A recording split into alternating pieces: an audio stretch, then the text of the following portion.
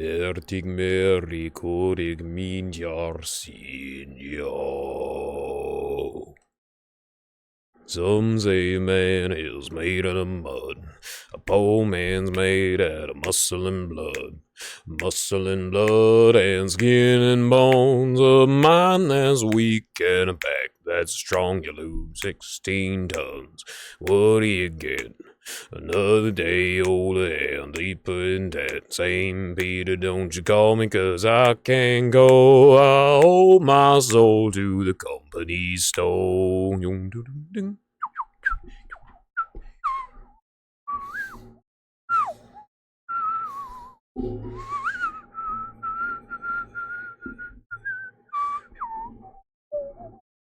I was born one morning when the sun didn't shine. I picked up my shovel and I walked to the line. I loaded 16 tons of number 9 coal and the straw boss said, well, bless my soul, you lose 16 tons. What do you get? Bear and sell you to Paris Hilton. Oh, Peter, don't you call me 'cause I can't go. I owe my soul to the company store. A little bit of an abridged lyric there at the end, but if you know, you know. What if you got to heaven and St. Peter was like, sorry, no, you didn't believe that Kevin Gates jump started the car with his bare hands? What's up, everybody? You can see I got a little dirt on my forehead. It's because I was allowed to receive ashes from Ash Wednesday today on Sunday because my parish, despite being heavily traditional, is not mean. And they understand that people do have obligations in the middle of the week. Starting off with something a little nasty, but true. I really hate, from Twitter to TikTok, that what makes these platforms popular originally is that they allow porn on a slightly obscure platform that children's parents don't notice until they start making it onto the TV. That's actually the entire thing behind Twitter, TikTok, everything in between. And the reason why I've respected Facebook, and I use Facebook for basically my entire adult life, even dating back to when I was a teenager, is because they don't. Is because they do not, have never allowed pornography.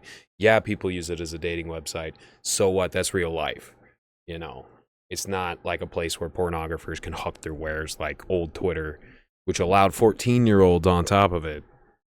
Horrifying reality that we grew up under Jack Dorsey's Twitter. That's why I was celebrating Musk's Twitter for a while until I went on to Musk's Twitter, going on to Twitter for the first time ever, and be bombarded with porn bots 5 times a day. Be absolutely shocked at how stupid, the base hat is, and everybody else agrees that Twitter sucks. Okay, I'm not sure if it's always been like that. I wasn't around. Twitter sucks. It just sucks. You're not gonna make it less sucky by renaming it. I wouldn't be caught dead on a rice rocket and tell you what. Someone gives me a Ducati, I'm like, nah, that's yours. You can keep that. That's yours. I don't want your stupid piece of plastic. Screw off. Not enough people know what it means to be hungry. I choose to say hungry. It keeps my edge sharp. Although, hard to really say that when I'm full of fat. You know what I mean? It's more on a spiritual sense. I choose abstinence very frequently. And that is one of the strengths that I have. At this point, everyone who remembers what it feels like to read a physical book is old. And that's crazy. Everyone's fat and full of digital data. Everyone's catching Pokemon creatures. Nobody remembers what it feels like to sit down with a nice crummy book, hallucinating while staring at slivers of wood. It's good stuff. Can be. Not all books are the same, but I do genuinely remember some of my better memories being of reading really interesting books. By the way, Twilight wasn't the first introduction of like werewolves inside of stories. They've been around for a long time. They've been around for a while in young adult literature.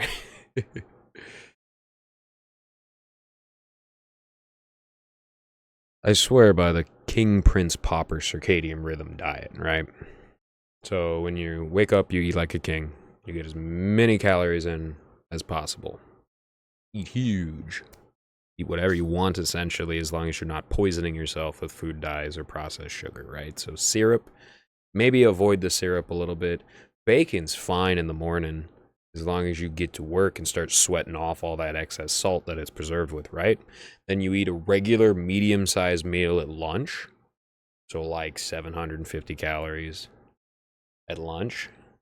700 or so. 750 calories is a decent sized bit of food, but not too much.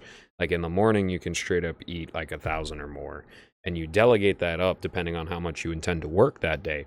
But you basically intake all your calories in the morning, and then when the sun starts to set, you don't eat anymore. You cut yourself off. This has legitimately been a known thing, an unclosely kept secret, is that if you cut your eating off at 6 or 7 o'clock, depending on, the specific zone around daylight savings, your metabolism will spike up and you'll start burning a lot of fat at rest.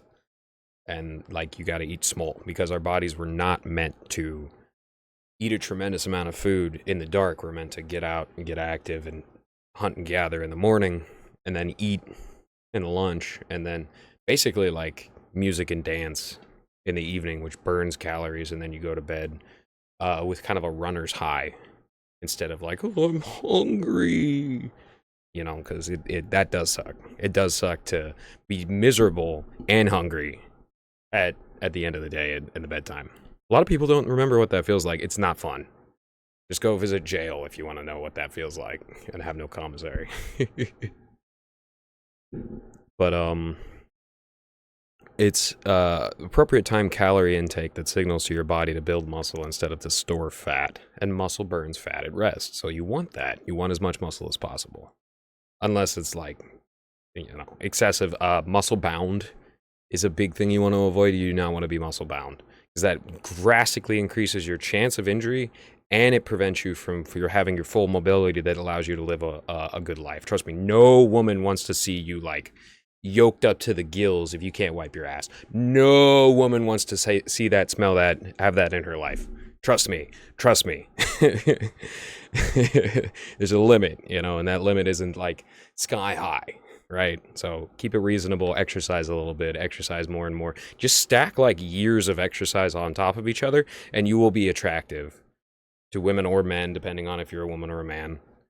You will be attractive. That's all you really got to do. Like, personally, I hate the concept of like small anorexic women as a standard of beauty. It's kind of the Barbie standard. I hate that.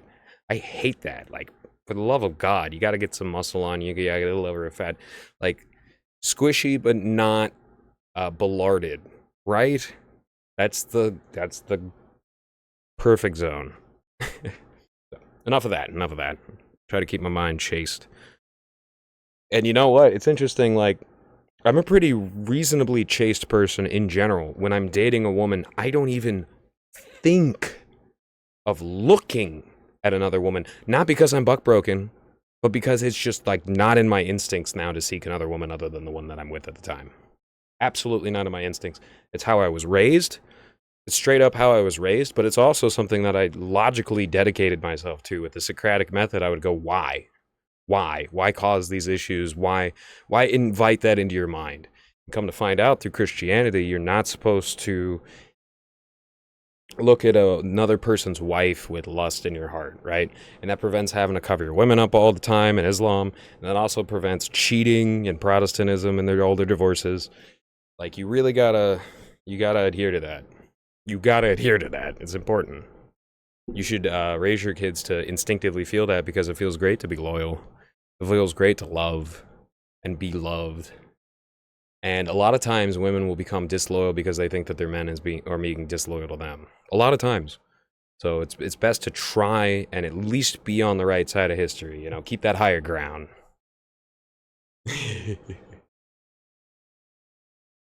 By the way, the phrase stolen hour is relatively new. I literally didn't remember hearing that about daylight savings time when I was growing up. And it implies that you don't get it back in the fall. It's a loan. You loan your hour out, and then you get it back in the fall. And then in the fall, when things are miserable and hot, right?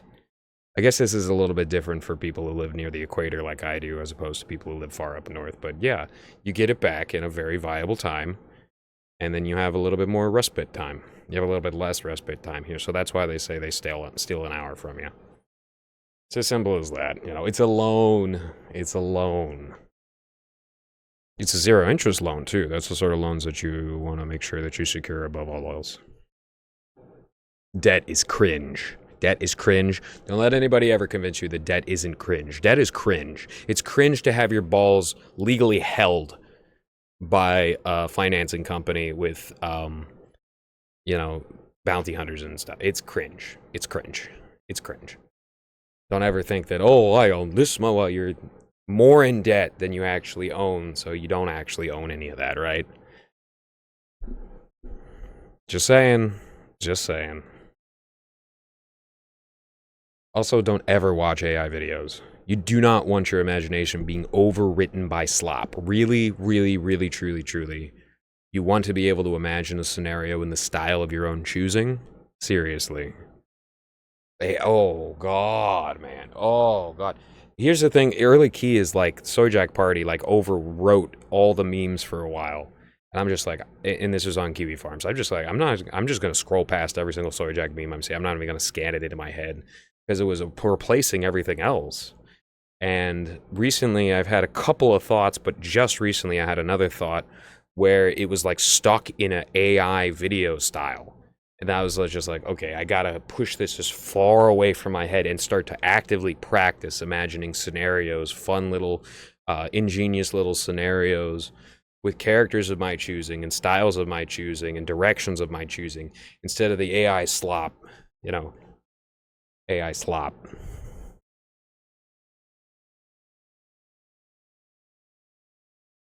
I think it's pretty funny when certain types of our kin decide they're going to binge on ham and bacon to own the libs and the Muslims and just end up morbidly obese and tired from insulin resistance. That last part's pretty important.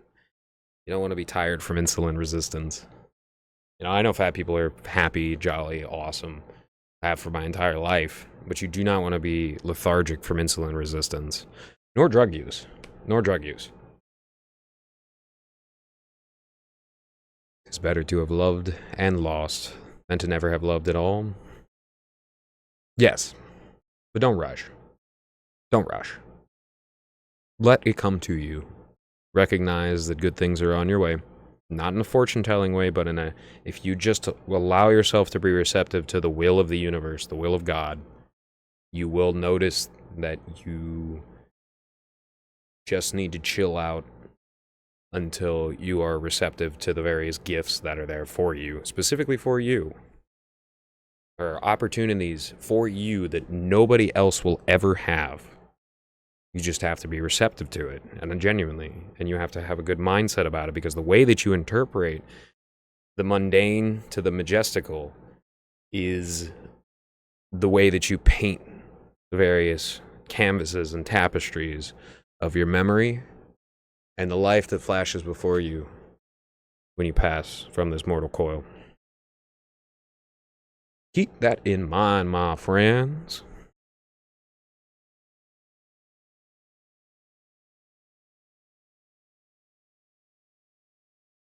There are so many Spanish American guys who have legitimately the worst opinions of all time. I've seen them on Facebook for a very, very long time.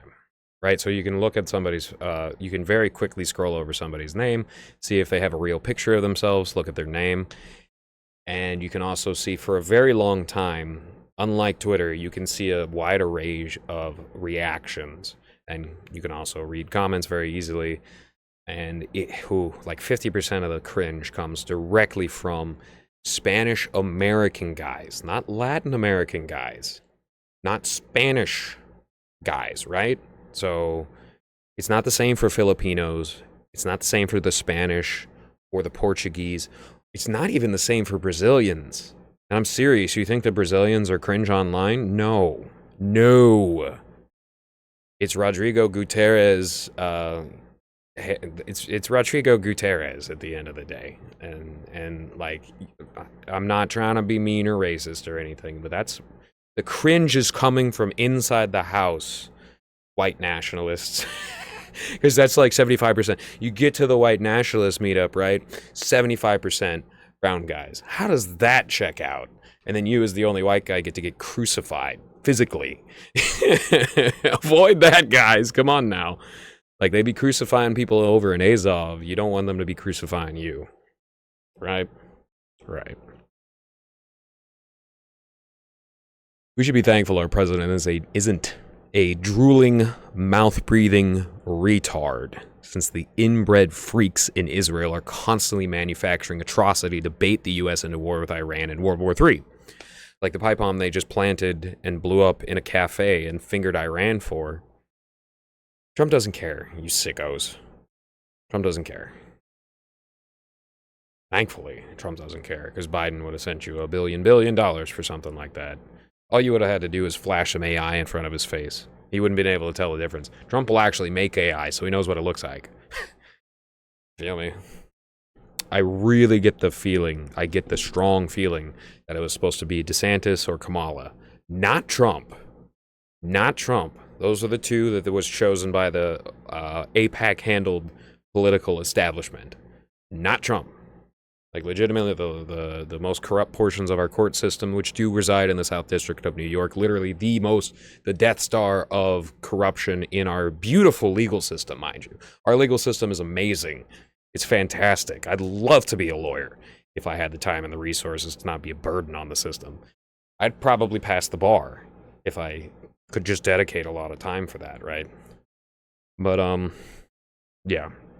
They tried to kill him. BlackRock adjacent kid named Crooks was given like drones and guns and stuff like that. You know, a little kid like that ain't got the sort of wherewithal to put all that together by himself, but he was super adjacent to BlackRock real estate and financing.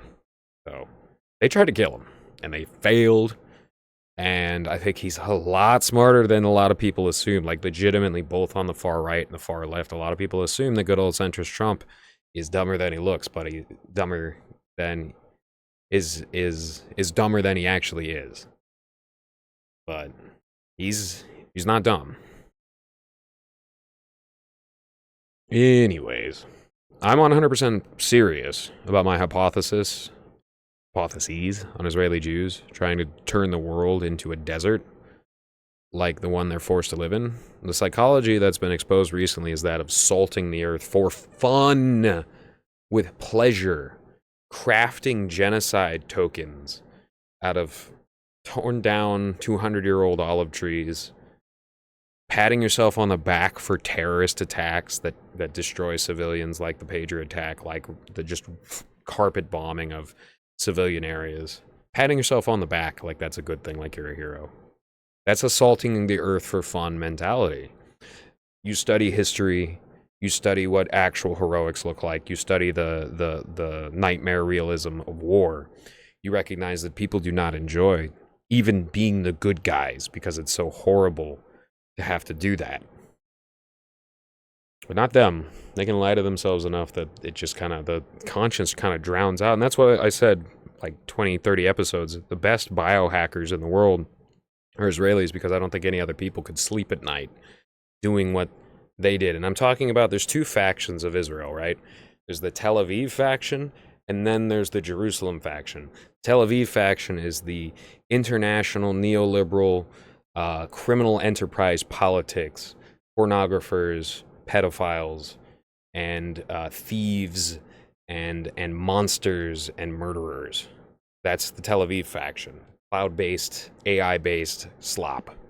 Evil people destined for the lowest pits of hell, complete misery for all eternity, when their life flashes before their eyes in a realistic way, and they feel realistically, they know, they experience in a deeper way that we can experience in this body, all the pain that they have inflicted on other people.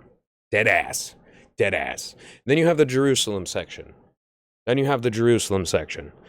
And although those aren't necessarily the Torah Jews that don't necessarily even believe in Israel is the Holy Land, but instead, like, the Holy Land is within you, the third temple is within you, sort of stuff. Now, they're more on the conservative faction, and that's the one that Miriam Adelson's part of. That's the one that Trump cares far more about. And there's a big difference between people like Mike Huckabee and Pompeo, even though, Pompeo is a horrific liar and a charlatan and a fraud. Mike Huckabee's honest about the fact that he wants all the Jews to come back to the Holy Land so that they can force the arm of God, like a little baby thinking that they're capable of doing such, into starting the apocalypse. That's what Mike Huckabee honestly believes, and he's honest. Whereas Mike Pompeo doesn't believe anything. He doesn't care how many people die. He doesn't care. He has no deeper meaning towards his psychopathy other than instant gratification and being on the stronger side, which is what Ben Shapiro would term the right side of history. That guy's a sicko.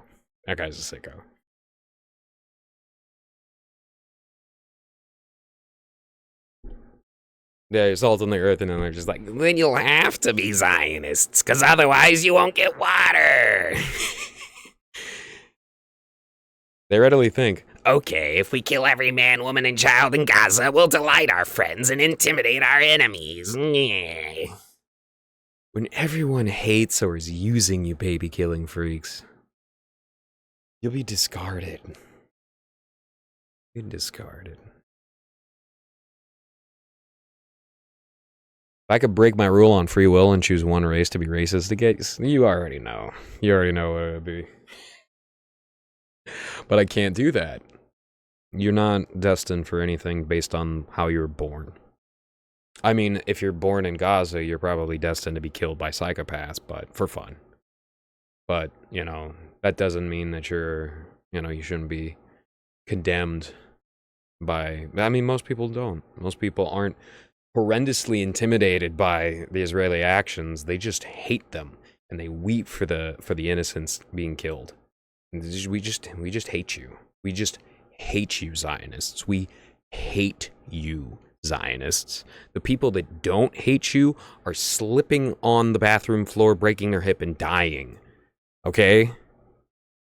We hate you, Zionists. We're not intimidated by you. And you trying to get into our country and shut down the First Amendment, that makes us hate you even more. So I choose to hate the philosophy of Satanism, pedophilia, and Zionism. I hate Nazism. I hate communism. I choose to hate those. It's a righteous hatred. It's a sharpened, narrow iron spear meant to be hucked through the heart of a demon. It's what it is. I think it's wild that the backbone, no pun intended, of chiropractic is the theory that there are ghosts in your bones. This is ultimately all King James's fault for redefining demons in the Protestant psyche. But you also have things like Scientology and magnetism for more secular conceptualizations of what chiropractic is meant to do when it's just popping the air through your joints. Funny thing is, Brandenburg was always more friendly to the concept of pagan Rome than Christendom. It really does feel like that, pagan Greco-Roman as opposed to Christian. And that can be fine within a concept, but you can literally watch the history of it spiral out of control. Prussia was an army with a state. Not a state with an army, but an army with a state. And the reason why the Prussians invented the public school system is to manufacture 1 million soldiers.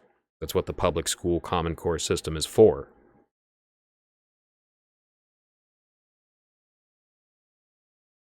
And, it's just like the London-centered English. There. Accessible language, accessible culture to the global stage, and simultaneously more friendly to the concept of Rome than Christianity. It's very interesting how that plays out. You got to have like phlegm in your throat in order to do a lot of those like traditional Indo-European languages. But the High German language of the Protestant Bible and the English language are very accessible, very easy to read, very easy to write, very easy to say. And they're very easy languages, especially compared to some of those old Celtic languages. Seriously. And then there's the Teutonic Knights, a Marian order in name only, who broke treaties against other Christian nations repeatedly. They slake their blades with their brother's blood, just like the Knights Templar. Those are the two core cultures of Prussia, the Gremlin nation. All right, y'all. This is good for today.